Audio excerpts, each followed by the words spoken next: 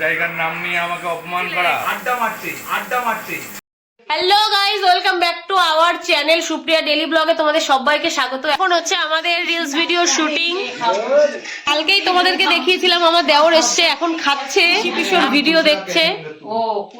বারবার ভুল হচ্ছে ভিডিওতে। কি করছো তোমরা? হ্যাঁ, এতদিন ধরে শিখে একটা ভিডিও করতে পারছো না। খাবে? কি খাবে? ভুলতেই পারি। তোমরা নাকি বিয়ের পর এত সিনেমা দেখেছো, আমি হিন্দি পারি না, আমি শিখে যাচ্ছি আর তোমরা হিন্দি বলতে পারছো না। কি গো, আমরা চিড়ে মুড়ি খেয়ে কাটাতাম, সিনেমা দেখতে মজা করতাম।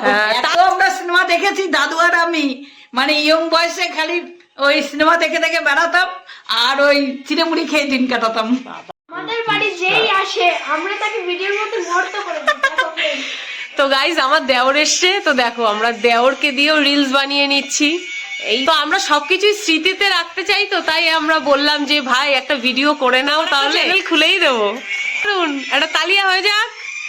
প্রথমবার রিলস ভিডিও বানিয়ে কেমন লাগছে বলো? তুমি জানো আমার কতগুলো চ্যানেল আছে? একটাতেও তো ছাড়ো না।